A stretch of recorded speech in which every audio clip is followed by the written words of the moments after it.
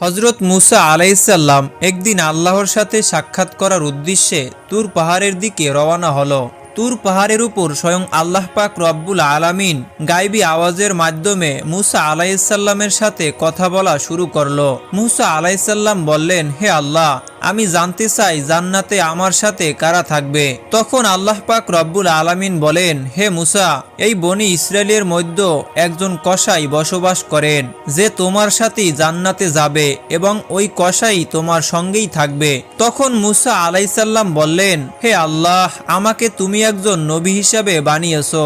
আমার সঙ্গে নবী রাসূল, আল্লাহওয়ালা, বুজুর্গ এবং দরবেশ জান্নাতের মধ্যে থাকার কথা, আমার সঙ্গী হবার কথা, কিন্তু কসাই কেন? তখন মুসা আলাইসাল্লাম বললেন, হে আল্লাহ পাক রব্বুল আলামিন, দয়া করে আপনি আমাকে সেই কসাইয়ের ঠিকানা বলুন, যাতে আমি দেখে আসতে পারি যে সে কি এমন আমল করে যে আমলের কারণে সে আমার সাথে জান্নাতে থাকবে এবং আমার সঙ্গেই জান্নাতে প্রবেশ করবে। তখন মহান আল্লাহ পাক রব্বুল আলামিন বলেন, হে মুসা, আজকে তুমি বাড়ি ফিরে যাও, কিছুদিন পরে আমি তোমাকে ডেকে নিব এবং আমি তোমাকে সেই কসাইয়ের ঠিকানা বলে দিব। তখন মুসা আলাইসাল্লাম মহান আল্লাহ পাক রব্বুল আলামিনের এই কথা শুনে তিনি বাড়ি ফিরে আসলেন। এভাবে বেশ কিছুদিন অতিবাহিত হয়ে গেল। একদিন হজরত মুসা আলাইসাল্লাম কোথাও সফর করার উদ্দেশ্যে রওনা দিল।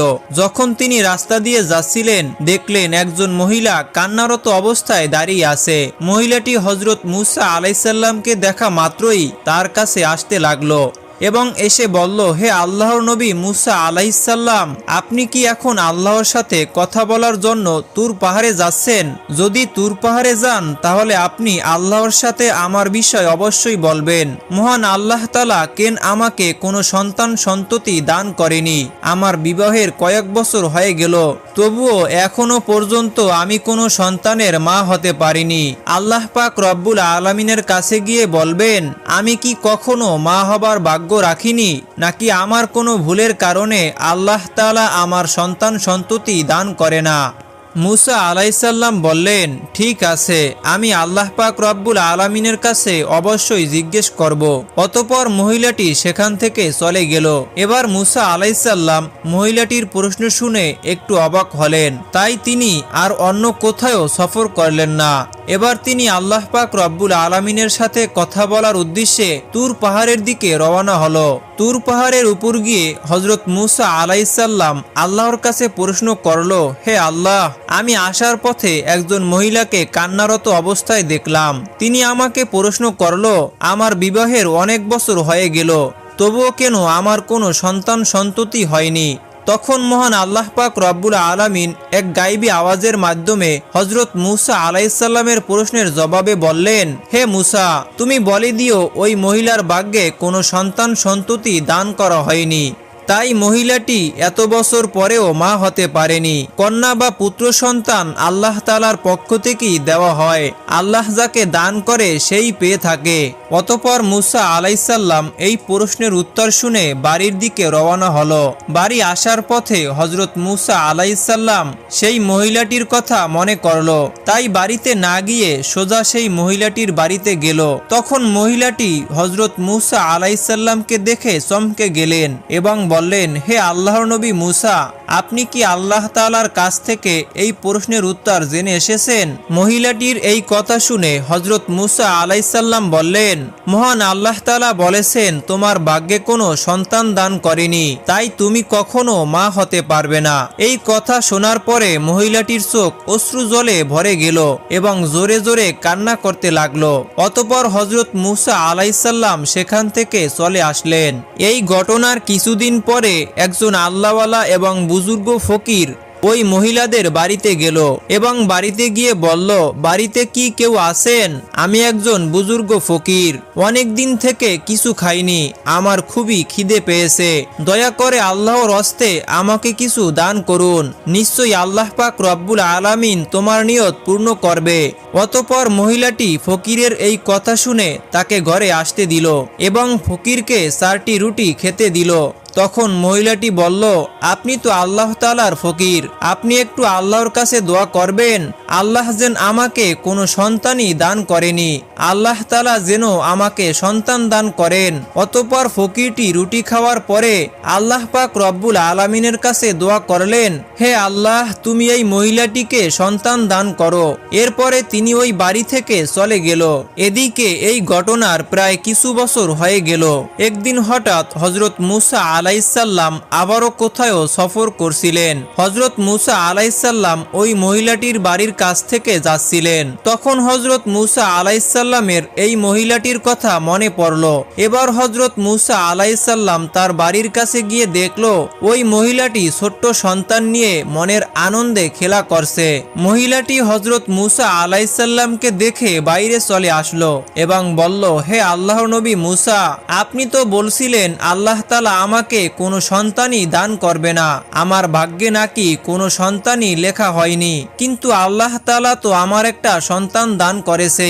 এটা শুনে হযরত মুসা আলাইহিসসালাম একটু অবাক হলেন এবং এই প্রশ্নের উত্তর জানার জন্য হযরত মুসা আলাইহিসসালাম তুর পাহাড়ের দিকে রওনা হলো। তুর পাহাড়ের উপর গিয়ে হযরত মুসা আলাইহিসসালাম আল্লাহকে জিজ্ঞাসা করলেন, হে আল্লাহ পাক রব্বুল আলামিন, আপনি তো বলেছিলেন ওই মহিলার ভাগ্যে কোনো সন্তান লেখা হয়নি, ওই মহিলার কোনো সন্তান হবে না, কিন্তু আজ আসার সময় দেখলাম ওই মহিলা সন্তান নিয়ে খেলা করছে এবং সন্তান পেয়ে খুব আনন্দিত এবং খুশি হয়েছে। হে আল্লাহ পাক রব্বুল আলামিন, এই ব্যাপারটি আমি কিছুতেই বুঝতে পারিনি।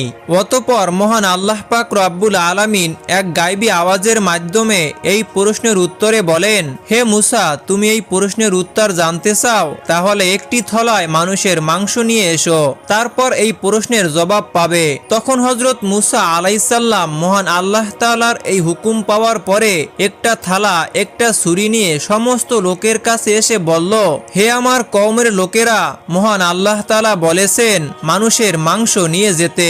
আপনাদের মধ্যে এমন কি কেউ আছে যে এই থলায় নিজের মাংস দেবে? কিন্তু হযরত মুসা আলাইহিসসালামের এই কথায় কেউই রাজি হলো না। অতঃপর সবাই সেখান থেকে একে একে চলে গেল। তখন হযরত মুসা আলাইহিসসালাম অত্যন্ত চিন্তিত এবং পেরেশান হয়ে এদিক ওদিক ঘুরছিল। হযরত মুসা আলাইহিসসালাম যখন মানুষের মাংস না পেয়ে বাড়ির দিকে ফিরে যাচ্ছিলেন, তখন হঠাৎ একজন বুজুর্গ ফকির পিছন থেকে ডেকে বলল, হে আল্লাহর নবী মুসা, তোমার কি হয়েছে? তোমাকে এমন চিন্তিত এবং পেরেশানি দেখাচ্ছে কেন? তখন মুসা আলাইহিসসালাম সেই ফকিরের কাছে এসে বলল, মহান আল্লাহ পাক রব্বুল আলামিন আমাকে মানুষের শরীরের মাংস নিয়ে যেতে বলছে, কিন্তু কোনো মানুষ তার নিজের শরীরের মাংস কেটে দিতে রাজি হলো না, বরং সবাই মুখ ফিরিয়ে চলে গেল। তখন বুজুর্গ ওই ফকির হযরত মুসা আলাইহিসসালামের মুখে এই কথা শোনা মাত্রই তার কাছ থেকে ছুরি নিয়ে নিজের শরীর থেকে একটু মাংস কেটে হযরত মুসা আলাইহিসসালামের কাছে দিয়ে চলে গেল। এটা দেখে হযরত মুসা আলাইহিসসালাম একটু অবাক হয়ে গেলেন। অতঃপর মুসা আলাইহিসসালাম ওই মানুষের মাংস নিয়ে আবারও তুর পাহাড়ের উপর চলে গেল এবং মুসা আলাইহিসসালাম বললেন, হে আল্লাহ, আমি মানুষের মাংস নিয়ে এসেছি, কিন্তু এই মাংস যার কাছে গিয়ে দিতে বলেছি সব মানুষ মুখ ফিরিয়ে চলে গেল। শুধুমাত্র একজন বুজুর্গ ফকির আল্লাহর নাম শোনা মাত্রই তার শরীরের মাংস কেটে আমার কাছে দিয়ে দিল। তখন মহান আল্লাহ পাক রব্বুল আলামিন এক গায়বী আওয়াজের মাধ্যমে হযরত মুসা আলাইহিসসালামকে বললেন, হে মুসা, এই মাংসের জন্য সব মানুষের কাছে যাওয়ার তো দরকার ছিল না, তুমি তো যথেষ্ট ছিলে। এর মাধ্যমে তুমি তোমার প্রশ্নের উত্তর পেয়ে গেছো। যে বুজুর্গ ফকিরটি আল্লাহর নাম শোনা মাত্রই তার নিজের শরীরের মাংস কেটে আল্লাহ পাক রব্বুল আলামিনকে দিয়ে দিয়েছে, ওই ফকিরের দোয়ার কারণেই সেই মহিলার সন্তান দান করেছি। হে মুসা, যে ব্যক্তি আল্লাহর রাস্তায় সবকিছু উৎসর্গ করে দেয়, সবকিছু দান করে দেয়, আল্লাহ তাআলা তাকে সব দিয়ে দেয়, এমনকি লেখা ভাগ্যকেও পরিবর্তন করে দেয় শুধুমাত্র তার দোয়ার কারণে। অতঃপর হযরত মুসা আলাইহিসসালাম আল্লাহ পাক রব্বুল আলামিনের এই উত্তর শুনে বাড়িতে চলে আসলেন। এরপর কিছুদিন অতিবাহিত হয়ে গেল। একদিন হযরত মুসা আলাইহিসসালামের মনে পড়ে গেল যে আল্লাহ পাক রব্বুল আলামিন বলেছিলেন কসাই তার সাথে জান্নাতের সঙ্গী হবে। এই প্রশ্নের জবাব জানার জন্য হযরত মূসা আলাইহিসসালাম আবারও তুর পাহাড়ের উদ্দেশ্যে রওনা হলেন। তুর পাহাড়ে গিয়ে হযরত মূসা আলাইহিসসালাম বললেন, হে আল্লাহ পাক রব্বুল আলামিন, আপনি বলেছিলেন কসাই আমার সাথে জান্নাতের সঙ্গী হবে। আমি জানতে চাই সে কসাই কি এমন আমল করে যে আমলের কারণে আমার সাথে জান্নাতে থাকবে। অতঃপর মহান আল্লাহ তাআলা গায়বী আওয়াজের মাধ্যমে সেই কসাইয়ের ঠিকানা বলে দিলেন। অতঃপর পরের দিন হযরত মূসা আলাইহিসসালাম একটি পথ অতিবাহিত হয়ে সেই কসাইয়ের ধারে উপস্থিত হলেন। কিছুক্ষণ পরে মূসা আলাইহিসসালাম দেখলেন এই মাংসগুলোকে নিয়ে তার বাড়ির পথে রওনা দিলেন। হযরত মূসা আলাইহিসসালামও কসাইয়ের পিছন পিছন রওনা দিলেন। এক পর্যায়ে তার বাড়িতে পৌঁছে গেলেন। হযরত মূসা আলাইহিসসালাম দূর থেকে তার বাড়িটিকে লক্ষ্য করে সেদিনের মতো সেখান থেকে চলে গেলেন। পরের দিন হযরত মূসা আলাইহিসসালাম আবারও সেই কসাইয়ের বাড়িতে গেলেন এবং বললেন, বাড়িতে কি কেউ আছেন? আমি একজন মুসাফির। কিন্তু বাড়ির ভেতর থেকে কোনো উত্তর এলো না। তখন হযরত মূসা আলাইহিসসালাম ভাবলো আসলেই বাড়িতে কেউই নেই। অতঃপর হযরত মূসা আলাইহিসসালাম আবারও সেই কসাইয়ের দোকানে উপস্থিত হলেন। দূর থেকে লক্ষ্য করলেন কসাই যখন মাংস কেটে একটি ভালো মাংসের টুকরো তার পাশে রেখে দিল, তখন একজন ক্রেতা বলল, ভাই কসাই, আমাকে তোমার পাশে থাকা ওই মাংসের টুকরোটা দাও, বিনিময়ে আপনাকে অতিরিক্ত দাম দেওয়া হবে। তখন কসাই বলল, আপনি আমাকে যতই দাম দেন না কেন এই মাংসের টুকরো আমি দিব না। তখন কসাই বলল, ভাই এটি আমার বাড়িতে নিয়ে যাব। তখন হযরত মূসা আলাইহিসসালাম মনে মনে ভাবলো বাড়িতে তো কেউই নেই।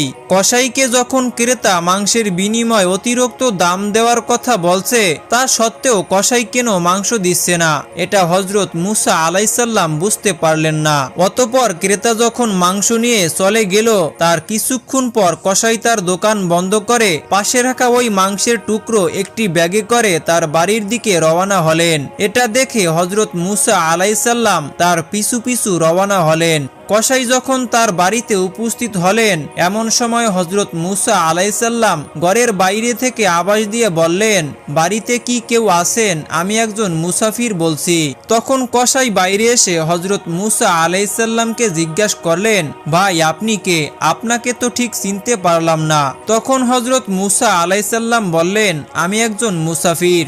আজ রাতটুকু আপনার বাড়িতে আমাকে কি আশ্রয় দেবেন? কাল সকাল হলেই আমি আমার গন্তব্যের দিকে রওনা হব। কসাই বললেন, নিশ্চয়ই দেব, আসুন আমার বাড়ির ভিতর। কসাই বললেন, ওহে মুসাফির, আপনি এখানে বসুন, পাশের ঘরে আমার একটু কাজ আছে। এই বলে কসাই ওই ঘরের দিকে রওনা হলো। হযরত মূসা আলাইহিসসালাম দেখলেন পাশের ঘরে গিয়ে কসাই একা একা রুটি বানাচ্ছে এবং মাংস রান্না করছে। অতঃপর কিছুক্ষণ পরে হযরত মূসা আলাইহিসসালাম দেখলেন এক ঘরের কোণ থেকে একজন বয়স্ক বৃদ্ধা আস্তে আস্তে আদবের সাথে নিয়ে আসছে। তারপরেই মাংস এবং রুটি বৃদ্ধাকে খাইয়ে দিচ্ছে, খুব স্নেহের সাথে খাইয়ে দিচ্ছে। ঠিক তেমনি ভাবে যেমন একটি ছোট্ট শিশুকে তার মায়ের স্নেহ এবং ভালোবাসা দিয়ে খাইয়ে দেওয়া হয়, ওই বয়স্ক বৃদ্ধাকে তেমনি ভাবে খাইয়ে দিচ্ছেন। অতঃপর কিছুক্ষণ পর কসাই কিছু মাংস এবং রুটি নিয়ে হযরত মূসা আলাইহিসসালামের কাছে এসে বললেন, ওহে মুসাফির ভাই, এই নাও আপনার খাবার। আপনার খাবার দিতে আমার একটু দেরি হয়ে গেল। তখন কসাই বলল, আসলে আমার একটু কাজ ছিল, এজন্য আপনাকে খাবারগুলো আগে দিতে পারিনি। তখন মূসা আলাইহিসসালাম বললেন, ঠিক আছে, তুমি আগে বলো এই বৃদ্ধা মহিলাটি কে? তখন কসাই বললেন, এই বৃদ্ধা হলো আমার মা। আমার মা ছাড়া এই দুনিয়ায় আমার আর কেউ নেই, আর আমার মায়েরও এই দুনিয়ায় আমি ছাড়া তার আর কেউ নেই। আমার মা বৃদ্ধা হয়ে গেছে, ভালো করে চলাফেরা করতে পারে না, ভালো করে খেতেও পারে না। তাই আমি প্রতিদিন দোকান থেকে ভালো ভালো নরম মাংসের টুকরোগুলো একটি জায়গায় রেখে দেই এবং বাড়িতে এসে মাকে রান্না করে খাইয়ে দেই। এই কথা বলার পরে কসাই সেখান থেকে চলে গেলেন। হযরত মূসা আলাইহিসসালাম কসাইয়ের মায়ের প্রতি এমন ভক্তি এবং স্নেহ ভালোবাসা দেখে হতভম্ব হয়ে গেলেন। অতঃপর হযরত মূসা আলাইহিসসালাম পাশের ঘর থেকে লক্ষ্য করে দেখলেন তার বৃদ্ধা মা চোখের পানি ছেড়ে দিয়ে কান্না করে দুটি হাত তুলে আল্লাহর দরবারে দরবারে দোয়া করতে লাগলেন, ওগো আল্লাহ, তুমি রহমানুর রহিম, গফুরুর রহিম, তুমি সবকিছুরই খবর রাখো। পৃথিবীতে এমন কিছু নেই যার খবর তুমি রাখো না।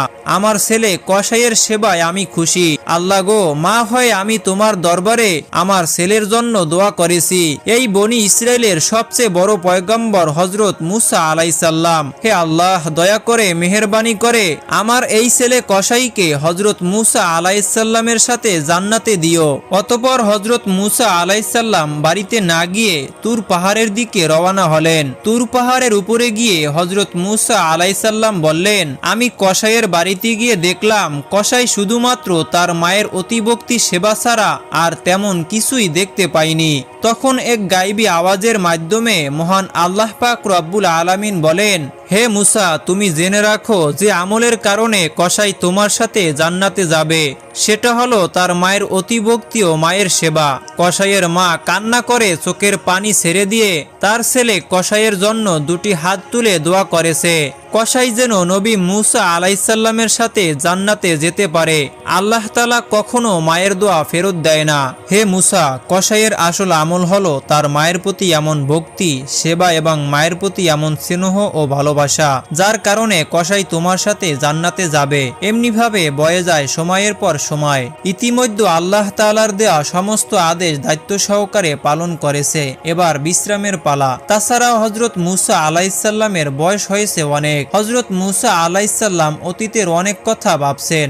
এমন সময় হঠাৎ করে মালাকুল মউত আজরাইল ফেরেশতা হাজির হলেন। হযরত মুসা আলাইসাল্লাম তখন আজরাইল ফেরেশতাকে জিজ্ঞেস করলেন, আপনি কি আমার জান কবজ করার জন্য এসেছেন? আজরাইল আলাইসাল্লাম বললেন, জি হ্যাঁ, আল্লাহ পাক রব্বুল আলামিনের নির্দেশ অনুসারে আপনার এবারে জান কবজ করার সময় হয়েছে। তখন মুসা আলাইসাল্লাম বললেন, আপনি কি আমার জান মুখ থেকে বের করে নিবেন? অথচ আমি এই মুখ দিয়ে সরাসরি আল্লাহ তাআলার সাথে কথা বলেছি। তখন আজরাইল আলাইসাল্লাম বললেন, তাহলে চোখ দিয়ে বের করে নিব। তখন হযরত মুসা আলাইসাল্লাম বললেন, এই চক্ষু দ্বারা আমি আল্লাহ তাআলার নূর দর্শন করেছি।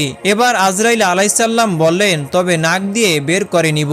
তখন মুসা আলাইসাল্লাম বললেন, আল্লাহ পাক রব্বুল আলামিনের দিদারের মুহূর্তে বেহেশতি পরিবেশের সুঘ্রাণ আমি নাক দ্বারা নিয়েছি। তখন আজরাইল আলাইসাল্লাম বললেন, আমি এত কথার জবাব দিতে আসিনি, আমার যেভাবে ইচ্ছা আমি সেভাবে জান কবজ করে নেব। হযরত মুসা আলাইসাল্লাম আজরাইল ফেরেশতার কথায় প্রচন্ড রেগে গেলেন এবং হযরত মুসা আলাইসাল্লাম খুব জোরে আজরাইল ফেরেশতাকে থাপ্পড় মারলেন। আজরাইল ফেরেশতার চক্ষু দুটি বের হয়ে গেল। তখন আজরাইল ফেরেশতা সাথে সাথে আল্লাহ তাআলার দরবারে গেলেন এবং আল্লাহ তাআলার কাছে সমস্ত ঘটনা খুলে বললেন। আল্লাহ তাআলা তখন আজরাইল ফেরেশতার চক্ষু দুটি ঠিক করে দিয়ে বললেন, আমার নবীদের মধ্যে মুসার মতো এত গরম মেজাজ আর কোনো নবীর নেই। অতএব তার জান কবজের বিষয় আমি দেখব, তোমার আর তার কাছে যেতে হবে না। কয়েকদিন পর ওহী দ্বারা আল্লাহ তাআলা মুসা আলাইসাল্লামকে বললেন, হে মুসা, তুমি যদি একটি মেষের পশমের সংখ্যা পরিমাণ হায়াতের আরজি করো তাহলে তা পূরণ করে দিব। তুমি পৃথিবীতে যত বছর বাঁচার আশা করবে তত বছর বাঁচতে পারবে। এ কথা শুনে হযরত মুসা আলাইসাল্লাম বললেন, তাহলে তো তারপরে অবশ্যই মৃত্যুবরণ করতে হবে আর এই দীর্ঘ বছর পৃথিবীতে কষ্ট করে বেঁচে থাকতে হবে যেমনটা আগে হয়েছে। অতএব সবচেয়ে নিরাপদ স্থান আল্লাহ তাআলার সান্নিধ্য লাভ করা। তিনি বললেন, হে আল্লাহ, নির্ধারিত হায়াতের পরে আমি তোমার সান্নিধ্য লাভ করতে চাই। আমি যে তোমাকে বড্ড বেশি ভালোবাসি, তোমার নৈকট্য আমার কামনা। হে আল্লাহ, আমার মৃত্যুবরণের পূর্বে একবার তুর পাহাড়ে তোমার দর্শন দাও, এই আবেদনটুকু তুমি কবুল করো। তখন আল্লাহ পাক রব্বুল আলামিন হযরত মুসা আলাইসাল্লামের আবেদন মঞ্জুর করলেন। আল্লাহ তাআলা তখন মুসা আলাইসাল্লামকে তুর পাহাড়ে যেতে বললেন। তখন আল্লাহ তাআলা তুর পাহাড়ে নূর দর্শন করলেন, কথা বললেন সর্বশেষ। হযরত মুসা আলাইসাল্লাম আল্লাহর দরবারে দোয়া করে বললেন, হে আল্লাহ, আমাদের কওমের প্রতি কোনো গজব নাজিল না করে আমাদেরকে রহমতের ছায়াতলে আশ্রয় দিন এবং তাদেরকে রুজিরুটির ব্যবস্থা করুন, তারা যেন অনাহারে মৃত্যুবরণ না করে।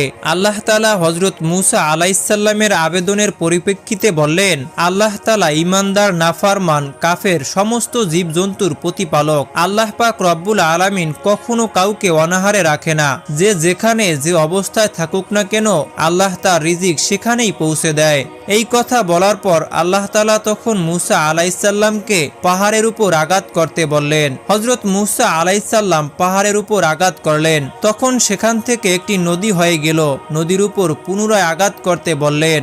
আঘাত করার পরে দেখলেন নদীর উপর দিয়ে একটি পাথর ভেসে আসছে। আল্লাহ তাআলা তখন পাথরের উপর পুনরায় আঘাত করতে বললেন। হযরত মূসা আলাইহিসসালাম পাথরের উপর পুনরায় আঘাত করলেন। দেখলে তাদের মধ্য থেকে একটি ফড়িং বার হয়ে আসছে। এই ফড়িং এর মুখে ছিল এক টুকরো তাজা ঘাস। এই দৃশ্য দেখে হযরত মূসা আলাইহিসসালাম সিজদায় পড়ে গেল। কিছুক্ষণ পর হযরত মূসা আলাইহিসসালামকে সালাম প্রদান করে বিদায় নেওয়া হলো। হযরত মূসা আলাইহিসসালাম পাহাড় থেকে নেমে একটু দূরে গিয়ে দেখলেন 7 জন লোক একটি কবর খুঁড়ছে। তখন হযরত মূসা আলাইহিসসালাম তাদেরকে জিজ্ঞেস করলো, ভাই তোমরা নির্জন এলাকায় কার কবর খুঁড়ছো? তারা বলল, আপনার নামে একজন মহান ব্যক্তির। আপনিও আমাদের সাথে এই সওয়াবের কাজে শরীক হতে পারেন। তখন মূসা আলাইহিসসালাম তাদের সাথে কিছুটা কবর খোঁড়ার কাজে শরীক হলেন। তাদের মধ্যে একজন বলল, হে আল্লাহর নবী মূসা, আমরা যার জন্য এই কবরটি করছি সেও আপনার মতো।